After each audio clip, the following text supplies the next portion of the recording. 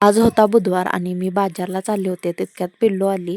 मला जाऊच देत नव्हती ती बाजारला. कसंबसं तरी मी तिला चुकवून गेले. खरंच सांगते ना, आज मला पावसाने साथ दिली होती. जेव्हा मी बाजारला गेले होते ना, तेव्हा मी छत्री वगैरे काही घेतली नव्हती आणि जी एक छत्री होती ना, ती ह्यांनी नेली होती आणि एक छत्री होती ती मोडली होती. मला असं वाटलं की आता मी भिजणार पूर्ण. पण असं काही झालं वगैरे नाही. त्यामुळे चला म्हटलं, एकतरी चांगली गोष्ट आपल्यासोबत झाली आहे. मी ना मोबाईल वगैरे काही घेऊन गेले नव्हते.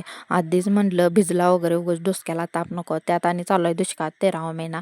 उगाच आणि ह्यांना आणि समजलं आणि ह्यांचा आणि वरून वरडा खायला पाहिजे. त्यामुळे म्हटलं चला आता घरीच ठेवून जाऊया. हा जो भाजीपाला तुम्ही बघताय ना, हा 700 रुपयाचा होता.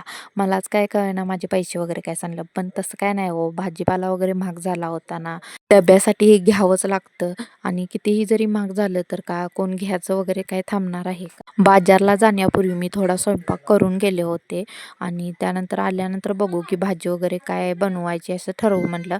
दुसरी भाजी जर नीट वगैरे करायला लागणार, त्याला अर्धा तास जाण्याकिंदी म्हटलं भेंडी बनवून घेऊ चला, पटकन हे होते. माझ्या सासूबाई मला म्हणल्या की तू खूप कंजूस वागते, कंजूस असावं लागतं. आमची सासूबाई ना काय करते, जेवण जेव्हा बनवते ना तेव्हा त्या 2-3 माणसाचे एक्स्ट्राच बनवतात आणि माझं कसं आहे ना, मी जितकी माणसं आहेत तितकंच मी बनवते. अन्न हे मला वाया गेलेलं अजिबात नाही आवडत आणि जेव्हा कोणी आपल्या घरी येऊ तेव्हा आपण बनवून घालू शकतो आणि कशाला उगाच ते मात्र. आणि सकाळी जर शिळं वगैरे राहिलं ते आणि कोण खाणार सांगा बघू, मी काय कंजूस आहे का? एका शेतकऱ्याला विचारू शकता एका अन्नाची किंमत काय आहे. एका शेतकऱ्यानं दिवस रात्र आपल्या शेतात कष्ट करून ते पीक पिकवलं असतं. तुमच्यासोबत माझी बडबड करत असताना माझी भाजी बनवून झाली आणि बाहेर आले आणि बाहेर आल्यानंतर तुम्ही वातावरण पाहू शकता. अजिबात पाऊस वगैरे नव्हता.